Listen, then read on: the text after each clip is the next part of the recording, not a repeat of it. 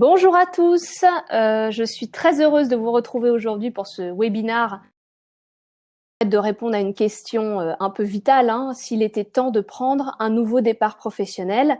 Vous êtes en train de vous connecter les uns les autres, mais je vous dis d'ores et déjà qu'on a beaucoup de choses à se raconter aujourd'hui et finalement pas tant de temps que ça. Donc ce que je vous propose, c'est de poser toutes vos questions au fil de l'eau et j'y répondrai plutôt à la fin de la présentation. Si jamais je n'arrivais pas à traiter toutes les questions dans le temps imparti, eh bien je m'engage à y répondre dans la newsletter de Banana Méthode. Elle sort tous les lundis, donc voilà, dès lundi prochain, vous aurez les réponses aux questions qui n'auraient pas été traitées. Si vous n'êtes pas inscrit à la newsletter, pensez bien à le faire sur le site bananaméthode.com. Le support qui va nous servir aujourd'hui, il est téléchargeable sur la plateforme Webikeo, donc vous pouvez le faire dès maintenant ou le faire à la fin de ce live. Voilà, donc n'hésitez pas à la fois à télécharger le support et surtout à me poser toutes vos questions au fil de la présentation. Alors, si nous sommes réunis ce matin, c'est probablement que depuis plus ou moins longtemps, vous ressentez eh bien une forme d'envie de changer quelque chose au travail. Ou alors, c'est peut-être que vous évoluez dans un environnement où les gens autour de vous, des proches, des collègues, des gens de votre équipe, sont en train de manifester cette envie. C'est un sujet fondamental et je vous propose que pour les 30 prochaines minutes, eh bien, on ne l'aborde pas d'un point de vue académique ou en termes de commentaires, parce que, j'allais dire, toutes les informations qu'on peut trouver sur les envies de reconversion des Français, le désengagement au travail, etc., vous pouvez les trouver facilement sur Internet. Donc moi, j'ai pas envie de vous parler de ça aujourd'hui. J'ai plutôt envie qu'on se demande qu'est-ce qu'on peut faire concrètement quand une telle envie se manifeste chez nous. Hop, est-ce que vous partagez toujours le document? Oui, voilà. Moi, sur ce sujet, en tout cas, je me suis forgé une conviction sur la gestion de carrière au fil de mes années de coach en transition professionnelle et j'allais dire avec la création de Banana Méthode l'année dernière.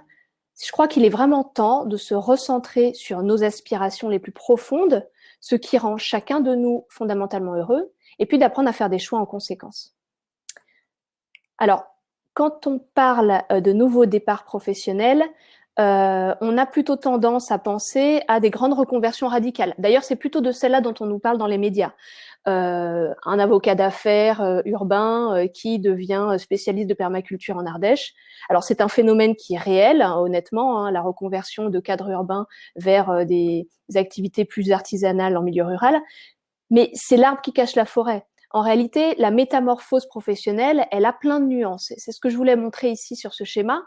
Changer de vie et changer des éléments de sa vie professionnelle, ça peut être déjà retrouver du temps pour soi, commencer une formation, cumuler 2 activités, se lancer dans un projet d'intrapreneuriat, voire déménager. Voilà, c'est de tout ça dont on va parler aujourd'hui, de plein de métamorphoses. Et d'une certaine façon, c'est quand même rassurant parce que ça veut dire qu'on n'est pas obligé de tout plaquer, on n'est pas obligé de changer de vie radicalement. Avoir une envie de nouveau départ professionnel, ça peut être des premiers petits pas, et puis ça peut nous amener un peu plus loin. Quand on commence à se poser ce genre de questions, en général, on fait face à 2 écueils. Le premier, c'est que tout a tendance à se mélanger. Par exemple, un sentiment de fatigue, qui peut être juste de la fatigue saisonnière de fin d'année, avec une vraie crise de sens. Ou alors, eh bien, le poste a un peu évolué, on vous demande de nouvelles compétences que vous n'avez pas l'impression de maîtriser, et puis ça se mélange avec un sentiment d'illégitimité que vous traînez depuis plus longtemps et qui est un peu plus profond chez vous. Parfois, c'est juste une réorganisation au travail qui vous met dans une situation un peu compliquée pendant quelques semaines, le temps de s'adapter, mais qui se mélange avec une démotivation qui est beaucoup plus sérieuse, beaucoup plus profonde et qui peut traduire votre besoin de changer radicalement de vie professionnelle. Voilà, toutes ces choses se mélangent, ça ressemble globalement à un gros sac de nœuds. Et deuxième écueil, alors qu'il faudrait être méthodique et prendre les choses dans l'ordre, eh bien, on a tendance à chercher à tout résoudre en même temps. C'est-à-dire qu'au moment où il faudrait plutôt prendre le temps de l'introspection, se remettre à rêver, s'autoriser, oui, à fantasmer, etc., on est déjà en train d'essayer de planifier, de challenger les pistes, de faire des feuilles de route, etc. Voilà, il y a un temps pour tout, pour réfléchir, et puis il y aura peut-être le temps de la planification. Il y a un temps pour rêver, et puis il y aura le temps de challenger, etc. Donc, moi, ce que je vous propose aujourd'hui, c'est une méthode. Voilà, une méthode qui va associer à la fois une démarche, vous verrez, très rationnelle, mais également des outils plus intuitifs. Et je suis convaincue qu'il faut bien des deux, de la raison et des émotions. Je regarde un petit peu, ça arrive sur le chat. Hop, ok, super. La méthode que je vous propose, elle est en 3 temps. 3 temps à prendre dans cet ordre-là, pas dans un autre. C'est important, je le disais tout à l'heure, un des écueils, c'est qu'on prend les choses dans le mauvais ordre, on met la charrue avant les bœufs. Ben là, toute l'idée, ça va être de respecter une méthode en 3 temps. Première étape, savoir ce que l'on veut vraiment, trouver.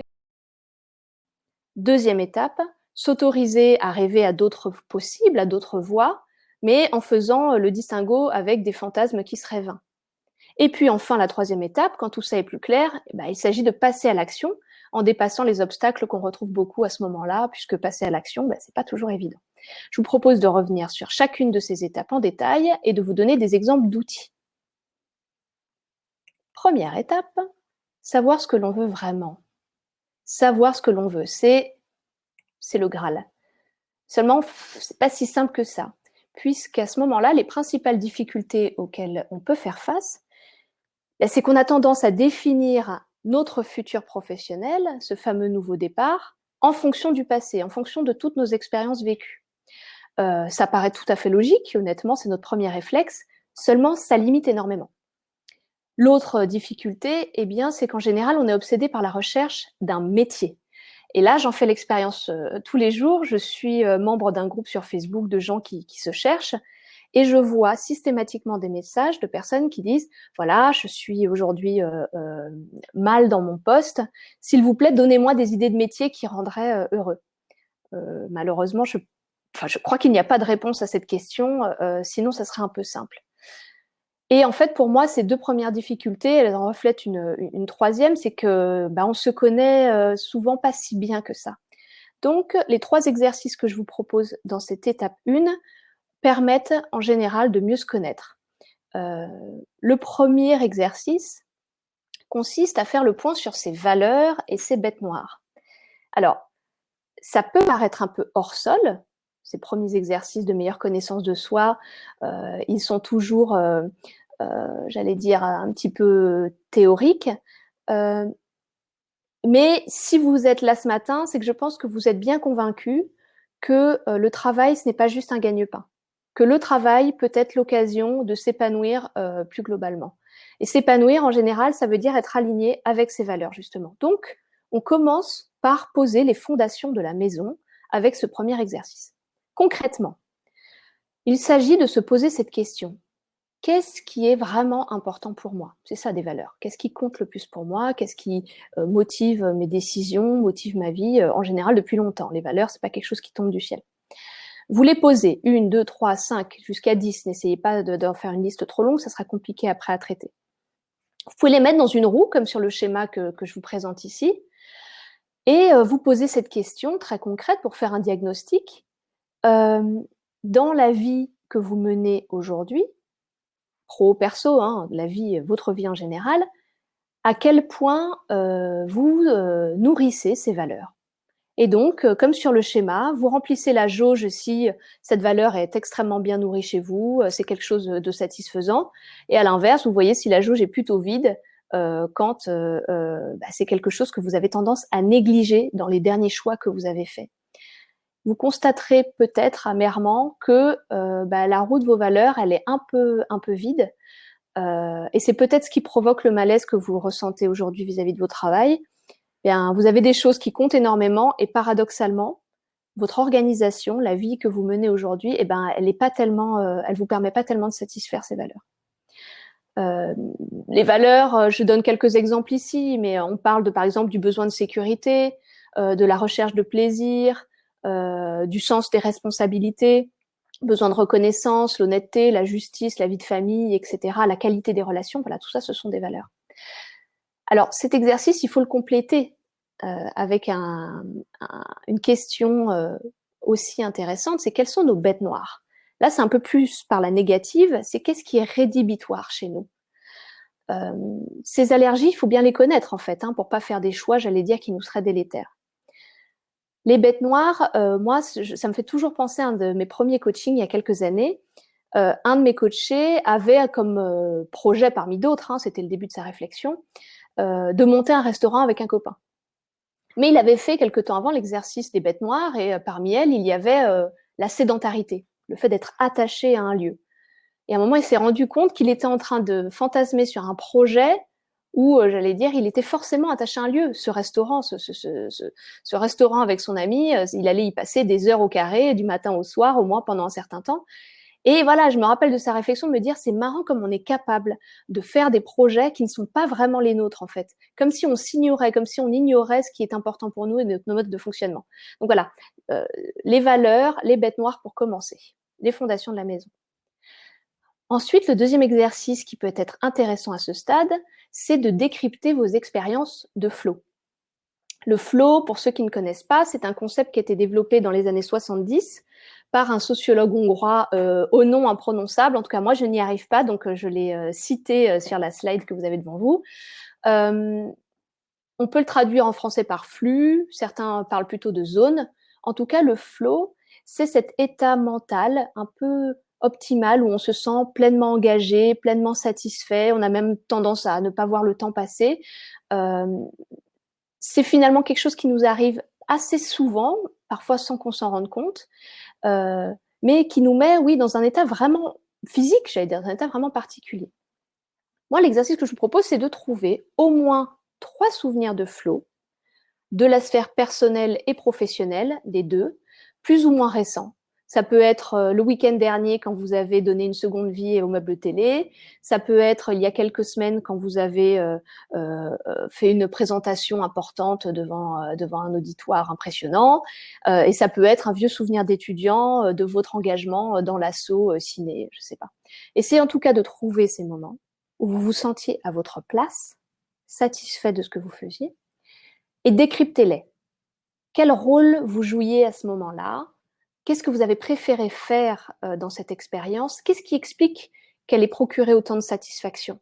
Et donc, vous arrivez à une liste de conclusions. Eh bien, je transmettais quelque chose, je devais convaincre, je réparais quelque chose de cassé, je me servais de mes mains, j'étais avec des gens, voilà, etc. Vous faites toute cette liste de caractéristiques de votre flow parce qu'elles disent beaucoup de vous et de ce qui vous réussit. Et c'est important, j'allais dire, pour vos prochains choix professionnels, de se demander, bien, qu'est-ce qui me réussit? Hop, je regarde. Ok, c'est bon, c'est que des questions techniques. J'espère que vous m'entendez tous bien et que vous pouvez tous visualiser le support correctement. Troisième exercice dans cette première étape, il s'agit de rédiger son cahier des charges. C'est un exercice qui est à la fois un troisième exercice, un complément, mais peut-être aussi un peu la synthèse de cette première étape.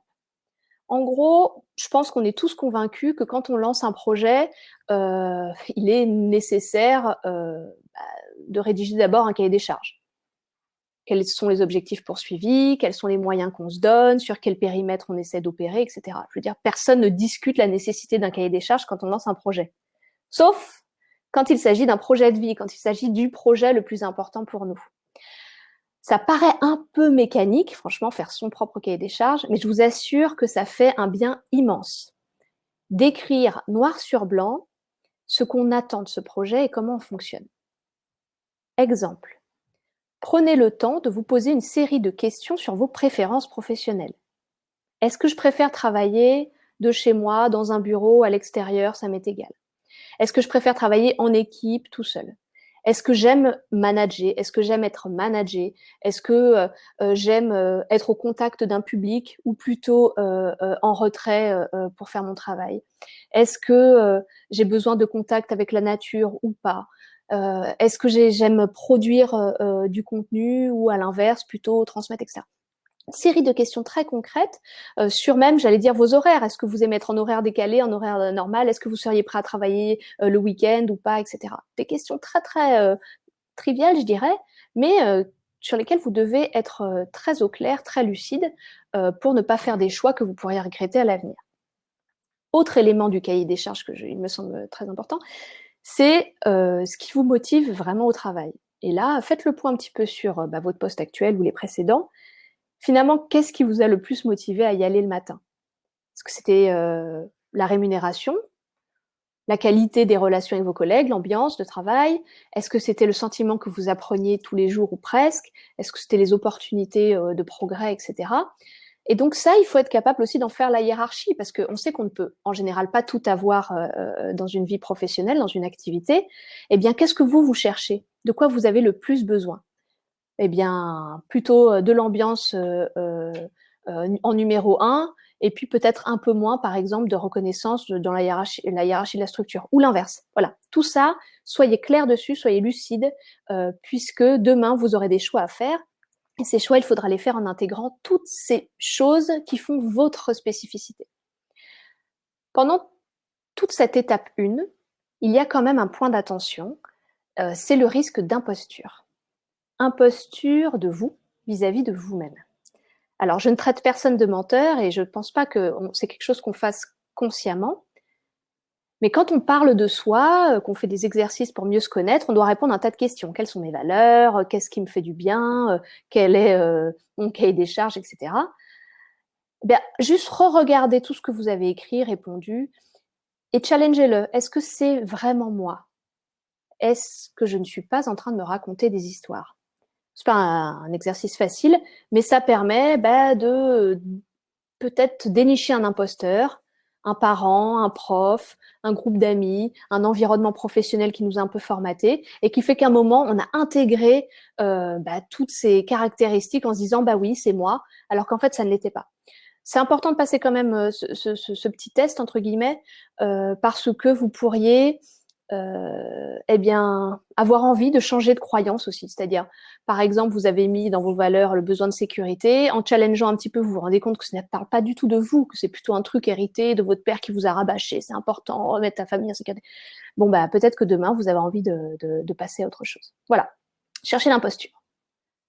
On passe à l'étape 2 maintenant. Étape 2, puisque vous avez une meilleure connaissance de vous, vous pouvez commencer à vous autoriser à rêver à d'autres voies. Là, on va, j'allais dire, ouvrir le champ des possibles, comme on dit, mais on va également tuer les fantasmes qui ne servent à rien.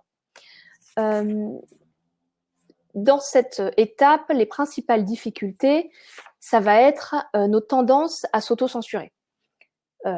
Croire qu'on ne peut faire que ça.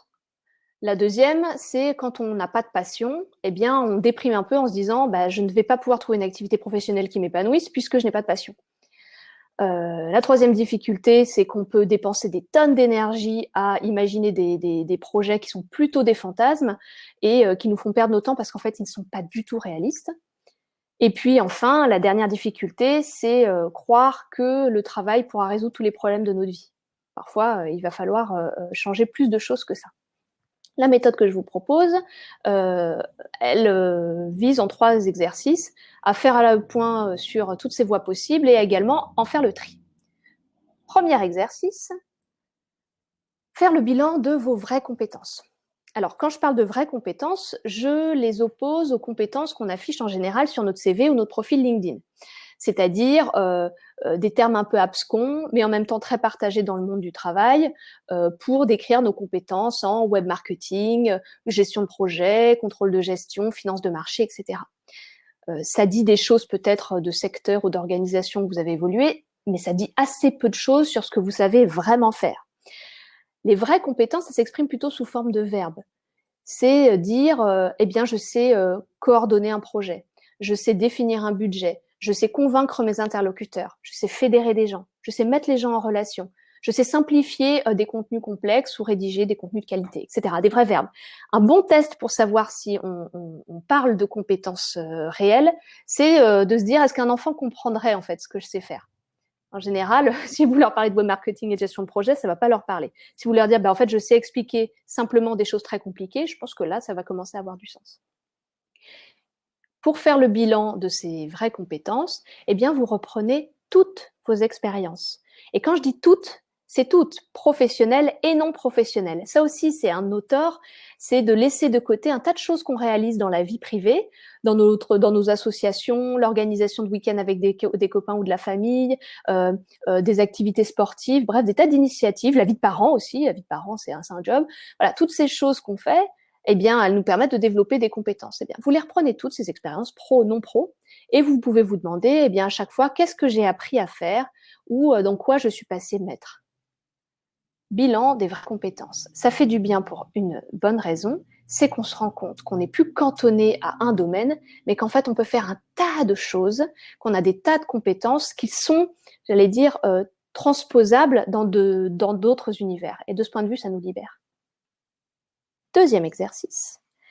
C'est un exercice très riche et que je considère être l'exercice pivot de la méthode dans son ensemble. Il s'agit de chercher son ikigai. Peut-être vous en avez entendu parler parce qu'on en parle quand même de plus en plus en France. C'est inspiré d'une philosophie japonaise qui serait, selon certains, une des raisons de l'extraordinaire longévité des centenaires d'Okinawa. L'ikigai en japonais, ça peut être traduit par une vie qui mérite d'être vécue, mais en général, on la traduit plus souvent par une raison d'être. Cette raison d'être, elle est au croisement de 4 dimensions. Ce que vous aimez le plus, ce pourquoi vous êtes doué, ce besoin, et finalement, ce pourquoi vous pourriez être payé.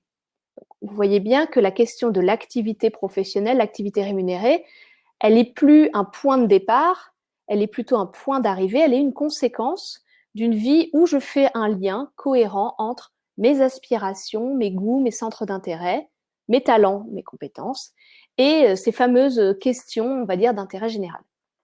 Je fais juste un petit zoom sur ce cercle, ce dont le monde a besoin, parce que je vois avec mes coachés que souvent ça pose problème. Ils ont un peu peur de faire Miss France en disant le monde a besoin de moins de pauvreté, plus de justice, etc.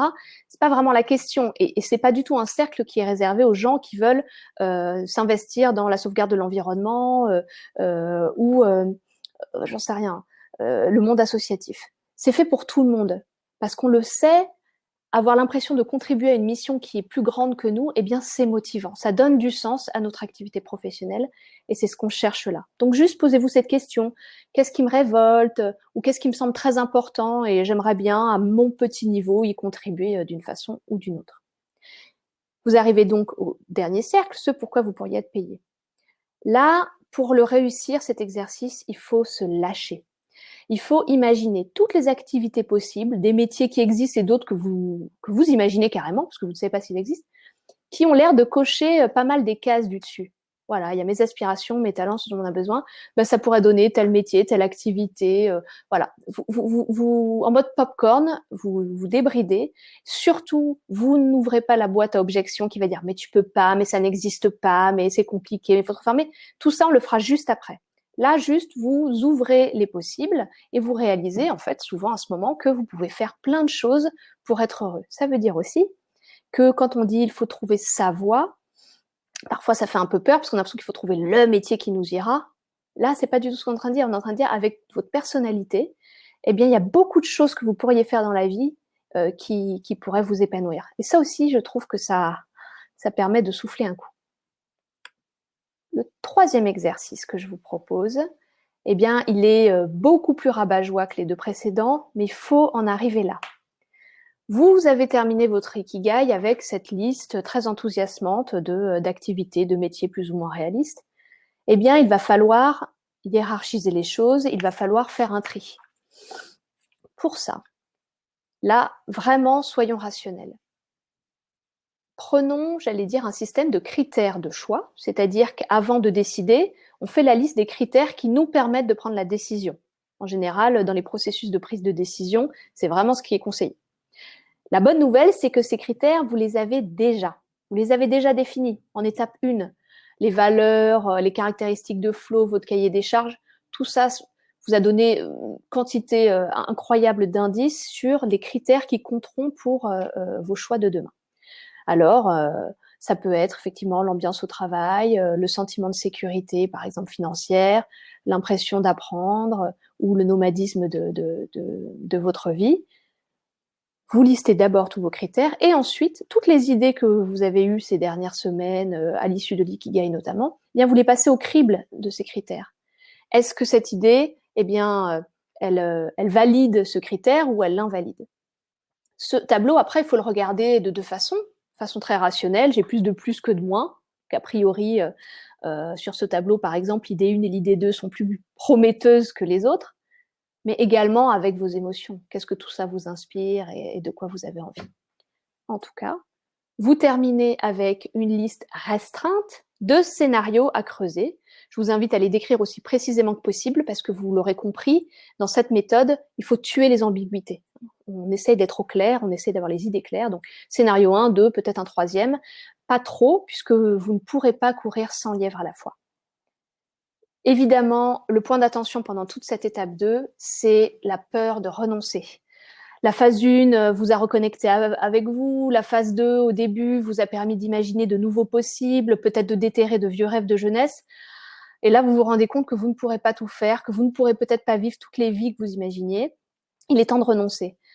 Voilà, c'est une vraie difficulté à ce moment-là, mais vous pouvez la surmonter parce que cette fois-ci, avec la méthode que vous avez utilisée, vous savez pourquoi vous avez renoncé à certaines pistes, pourquoi vous avez choisi certaines pistes. Il est temps donc de passer à l'étape 3, le moment où on passe à l'action. Parce que tout ce cheminement, qui aura pris plus ou moins de temps, il est complètement vain si tout ça reste théorique. Il va s'agir maintenant de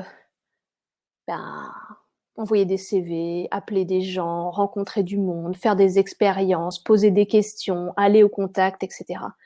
Tout ça va nécessiter chez vous une forme de motivation. Il faut sortir de soi. Voilà. La question de la réorientation, ça peut pas être juste de l'introspection, mieux se connaître, etc. À un moment, il faut que ça devienne très concret. Pour faire face à cette étape, on va devoir dépasser quelques obstacles. Le premier, c'est quand on a tendance à procrastiner, alors qu'on a fait tout ça. On a fait l'étape 1, on a fait l'étape 2, et là, paradoxalement, au moment où on commence à avoir les idées plus claires, on ne sait pas pourquoi, on ne s'y met pas. L'autre obstacle, c'est qu'on se met à douter. À chaque fois qu'on fait un pas en avant, à chaque fois qu'on commence à valider quelque chose, on se met à dire « mais est-ce que c'est vraiment ça? Est-ce que je suis sûre de mon choix? Est-ce que je m'embarque pas dans la mauvaise voie, etc. » Puis le troisième obstacle, c'est que en perspective de reconversion, vous ne voyez plus que les risques, plus du tout les opportunités. Alors la méthode que je vous propose ici va consister en trois exercices. Quand on parle de passage à l'action, il y en aurait bien d'autres, mais ça me semble être les plus importants. Alors le premier, c'est toute cette étape, moi je la compare en général à un moment d'enquête. Vous jouez les enquêteurs, comme un journaliste, vous avez un scénario à creuser, vous devez tout en savoir. L'état du marché, les gens qui y travaillent, qu'est-ce qu'ils font, comment ils en sont arrivés là, combien ils gagnent, qu'est-ce qu'il faut faire comme formation, et puis ça ressemble à quoi concrètement au quotidien, et puis les horaires de travail, et puis les villes où c'est possible, etc., etc. Vous devez vous renseigner comme jamais sur un nouveau métier potentiellement. Pour ça, il y a une posture qui est favorable, c'est ce que j'appelle le costume de l'enfant curieux. Cet enfant qui ose, qui pose un tas de questions sans avoir peur du jugement, qui touche, qui teste, qui ne se fie jamais aux premiers abords, qui a besoin de dépasser cette première impression, qui va au bout des choses.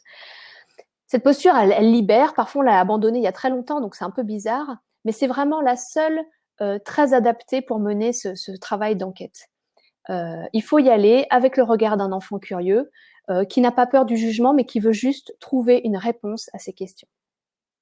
Le deuxième exercice, c'est parce que j'ai constaté que dans la difficulté à passer à l'action, souvent se cache derrière la difficulté à trouver la bonne stratégie d'action.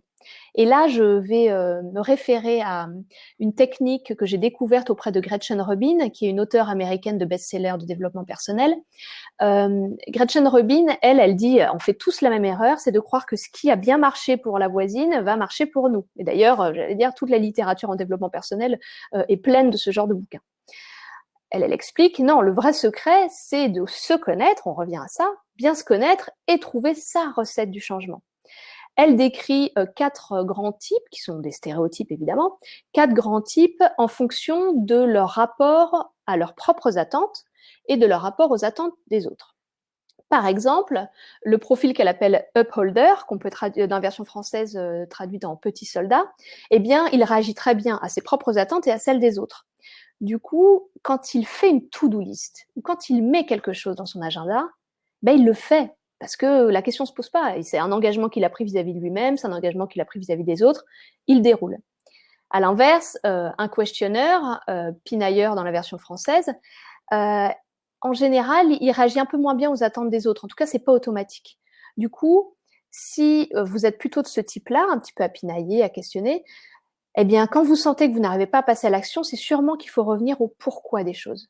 Vous devez être convaincu de ce que vous faites pour le faire. À ce moment-là, revenez à étape 1, étape 2, rappelez-vous pourquoi vous êtes en train d'entamer ce changement et pourquoi vous devez effectivement rappeler vos anciens collègues ou, j'en sais rien, mettre à jour votre CV. En face, on a le profil d'oblatif en français, où là, c'est l'inverse. Il réagit bien aux attentes des autres. D'ailleurs, il n'aime pas décevoir. Il dit souvent oui, donne des coups de main. En revanche, beaucoup moins bien à ses propres attentes. C'est quelqu'un qui peut se décevoir lui-même. Bon, bah là, une recette pourrait être de prendre un engagement auprès d'un très bon ami, lui dire j'ai décidé de changer de boulot, j'ai décidé de changer de voie, voilà ce que je vais faire dans les semaines qui viennent. Comme ça, au moment où il va dire oh là là, j'ai la flemme et tout, ben, en réalité, il va se sentir engagé par rapport aux autres. Et puis le dernier, le type rebelle, là, j'allais dire, il faut juste préserver son sentiment de liberté, d'autonomie, lui laisser la possibilité de faire les choses comme il le souhaite. Et donc, c'est vraiment un message à tous les compagnons, compagnes de type rebelle. Ne soyez pas sur leur dos quand ils sont en pleine réflexion de transition professionnelle. Laissez-les faire à leur sauce, parce que le moindre sentiment de contrainte va complètement les braquer. Dernier exercice quand on parle de passage à l'action, c'est peut-être quelque chose que vous aurez fait avant d'ailleurs, là sur le coup c'est pas chronologique, c'est une action qui est incontournable quand on prend un nouveau départ professionnel, inventer son modèle économique. Puisque sinon tout ce que vous aurez imaginé jusque-là restera eh bien, un fantasme. Il faut pouvoir financer son rêve. Et là, j'allais dire, l'idée, ça va être de trouver un point d'équilibre entre à la fois vos revenus financiers et vos charges financières. Sur ce sujet de charges et de sources de revenus, posez-vous aussi les questions de ce dont vous avez vraiment besoin aujourd'hui. Ne faites pas juste un copier-coller de votre fonctionnement et de votre budget actuel. Les choses peuvent évoluer, ça va peut-être vous ouvrir des perspectives. Donc, équilibre entre sources de revenus et charges financières, mais également équilibre entre ces activités qui vous boostent, qui vous donnent de l'énergie, et des activités qui vous coûtent en énergie. Parce que, soyons clairs, je ne crois pas qu'il y ait une vie professionnelle qui ne nous coûte pas de temps en temps. Vous allez devoir faire des concessions. Et toute l'idée de réinventer son modèle économique, en fait, c'est réinventer cet équilibre entre tous ces éléments de satisfaction versus tous les éléments de concession. Et que tout ça soit à la fois équilibré et viable pour vous. Dans toute cette étape 3, il y a un point d'attention évidemment, c'est les réactions de votre entourage. À partir du moment où vous vous mettez en mouvement, vous commencez à bouger une brique du système, eh bien vous avez parfois des réactions très étonnantes de personnes qui vous aiment beaucoup pourtant et qui veulent vous aider, mais parce que ça leur parle aussi d'elles. Ces personnes n'ont peut-être pas fait les changements qu'elles auraient voulu, n'ont peut-être pas osé à une époque, et tout ce que vous êtes en train de faire, en fait, ça peut les effrayer. Du coup, l'entourage, eh bien, il faut savoir le gérer dans un moment de nouveau départ professionnel. Fréquenter beaucoup ceux qui nous donnent confiance, envie, nous boostent et nous challenge d'une façon constructive, et peut-être prendre un peu ses distances avec ceux, eh bien, qui nous plombent ou qui nous renvoient à leur propre peur.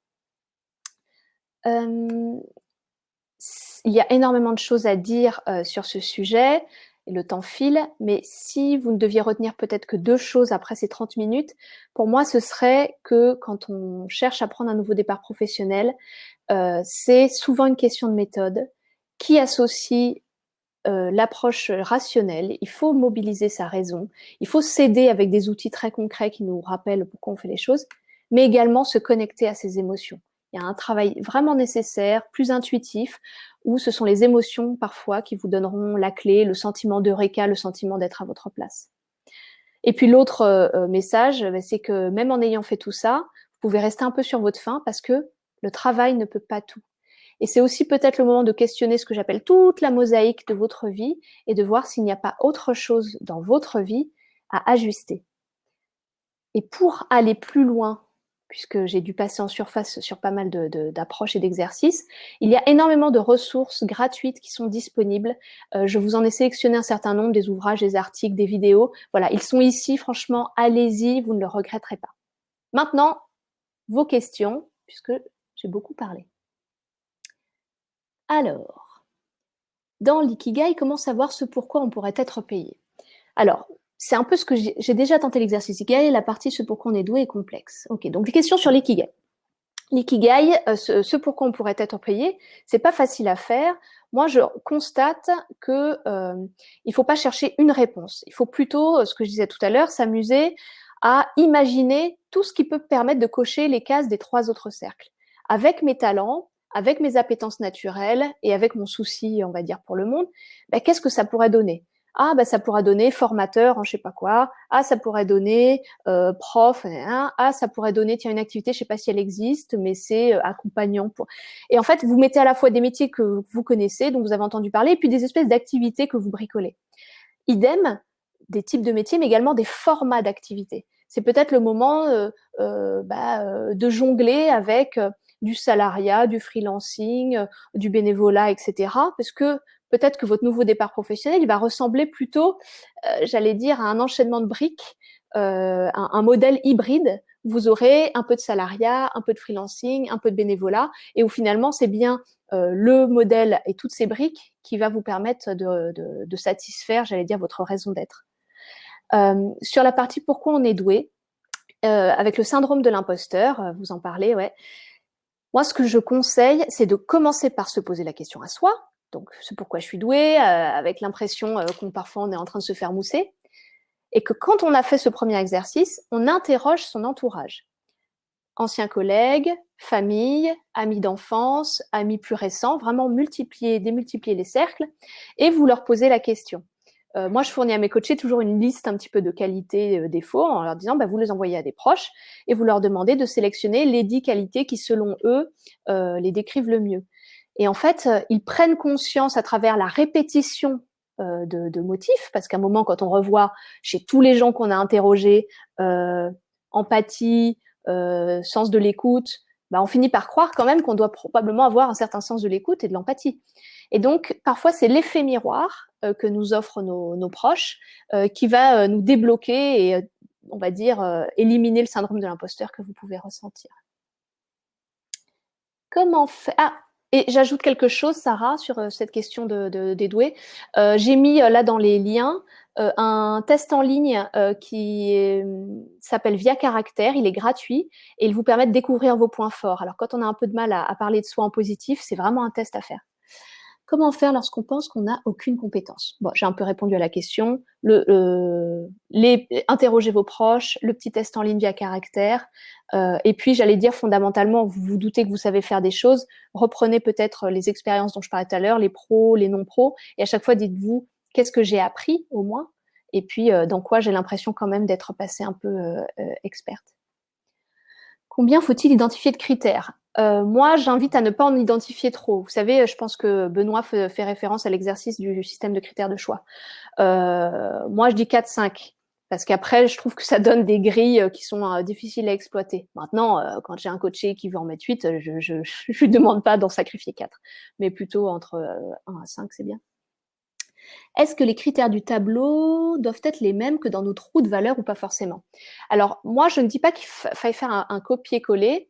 Je pense plutôt qu'il faut s'inspirer de toutes les conclusions de l'étape 1, à la fois la roue des valeurs, le décryptage du flow, son cahier des charges, et en faire une espèce de synthèse. C'est-à-dire, à l'issue de tout ça, voilà, quels sont les critères qui doivent me permettre de prendre des choix cohérents, intelligents demain.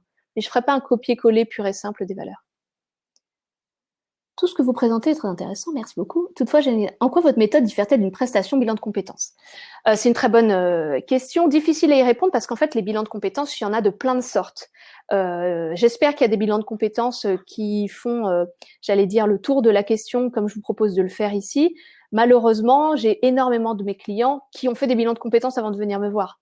et qui n'ont pas trouvé ce genre de réponse parce que ça a été fait un peu vite, ou alors ils ont parlé un peu trop des expériences passées ou des compétences CV dont je parlais. Enfin, ça dépend de la personne qui vous accompagne et de la méthode qui est utilisée. J'espère que voilà, certains ont des méthodes qui s'en rapprochent. Je sais que c'est pas toujours le cas, sinon j'aurais pas autant de clients qui cumulent et bilan de compétences et accompagnement Banana Méthode.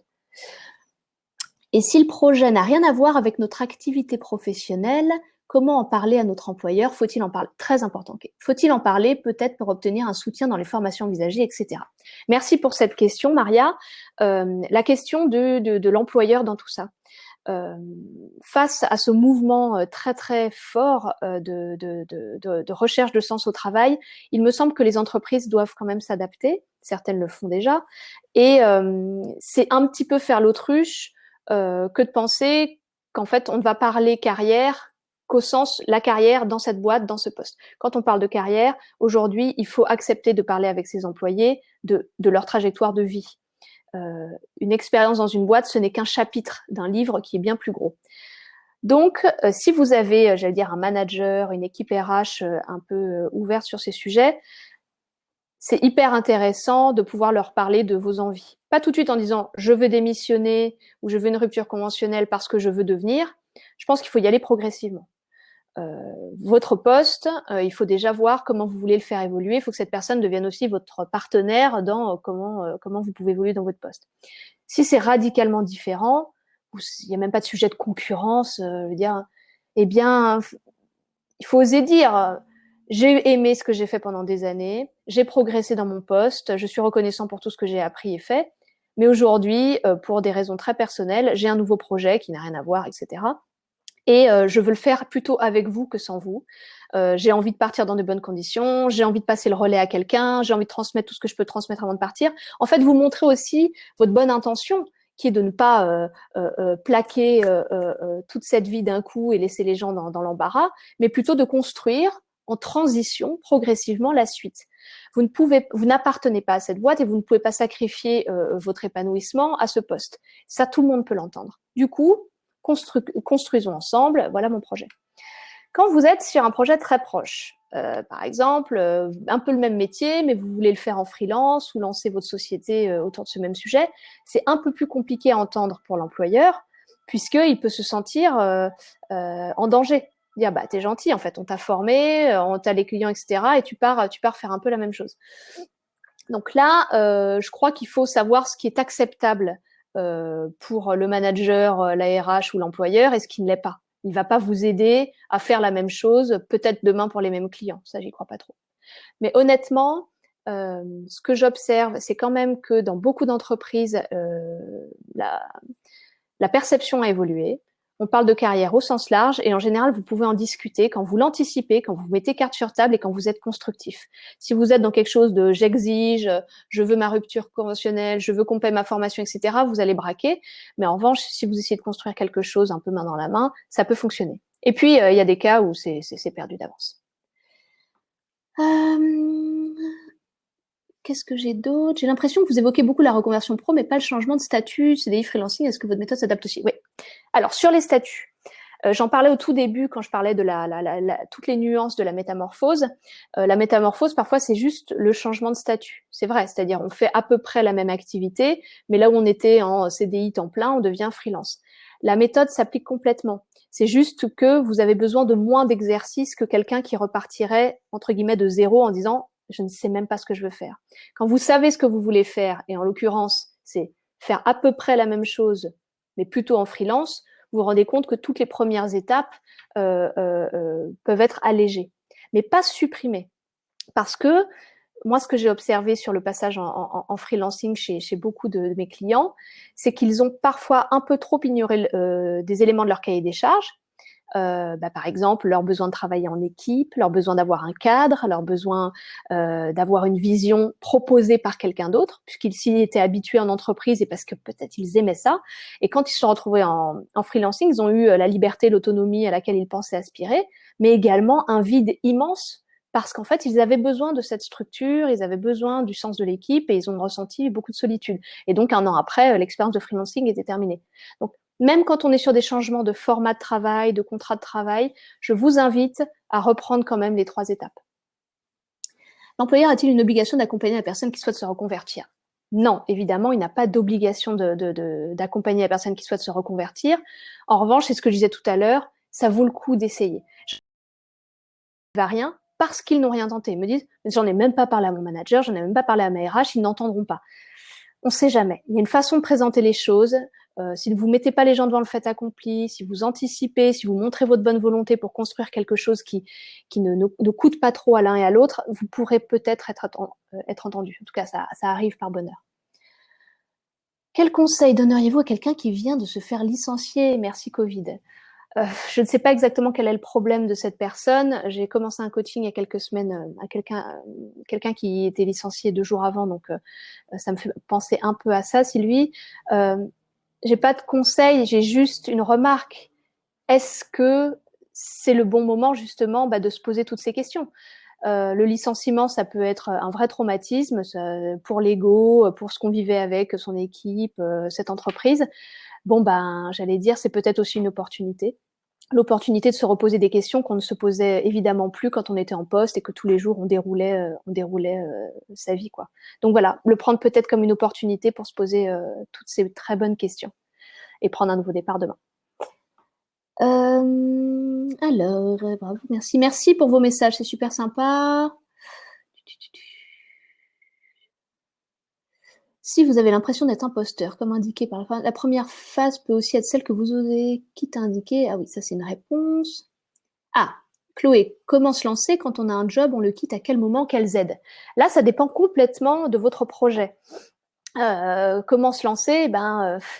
J'allais dire, il y en a qui vont se lancer en cumulant 2 activités. Ils sont en poste et ils développent leur petit projet perso à côté. Il y en a qui ont un projet qui va être tellement prenant qu'ils ont besoin forcément de rompre d'abord avec leur activité précédente pour passer à la suivante. Ça dépend énormément. Et sur les aides, c'est pareil. Si vous arrivez à négocier une rupture conventionnelle, vous pourrez, en fonction de votre ancienneté, peut-être avoir droit à des aides Pôle emploi. Si vous, depuis novembre 2019, c'est possible, si vous construisez un projet d'évolution professionnelle, là, il faut au moins 5 ans d'ancienneté. Pareil, vous pourrez peut-être avoir des aides de Pôle emploi. Peut-être que dans votre entreprise, c'est quelque chose qui est entendable parce que voilà, votre personnalité, votre ancienneté et leur vision de l'expérience collaborateur leur donne envie de vous accompagner, peut-être que peuvent vous aider en payant une partie de la formation, ils n'en ont pas du tout l'obligation. Voilà, ça dépend vraiment de votre projet, c'est un peu difficile de répondre à cette question. Le temps file, alors je regarde, je veux pas du tout vous... J'ai du mal avec ce dont le monde a besoin. C'est général ou ce qui m'importe? Ok. Sur ce dont le monde a besoin, j'en ai parlé un petit peu tout à l'heure, c'est effectivement un des cercles les plus compliqués. C'est pas général, c'est ce qui vous importe vous, vraiment. C'est une mission qui a du sens pour vous. Je vois plein d'autres questions passionnantes. Je m'étais engagée à un webinaire de 30 minutes et je l'ai largement dépassé. Donc, ce que je vous propose, c'est que je garde toutes vos questions, toutes celles auxquelles je n'aurais pas répondu aujourd'hui. J'y réponds dans la newsletter de Banana Méthode ce lundi. C'est promis. J'aurais adoré continuer à discuter avec vous. Mais voilà, il faut aussi que je tienne un peu le timing, déjà que je l'ai fait exploser. Je vous remercie 1000 fois de votre présence ce matin, de toutes vos excellentes questions et remarques. J'ai vu que certains ont fait les questions, des réponses. J'espère sincèrement que tout ce qu'on a pu se dire vous a aidé, vous a donné un peu de matière. Et je vous invite vraiment, pour aller plus loin, à consulter les liens que je vous ai proposés en fin de ce document. N'oubliez pas, vous pouvez le télécharger. Excellente journée.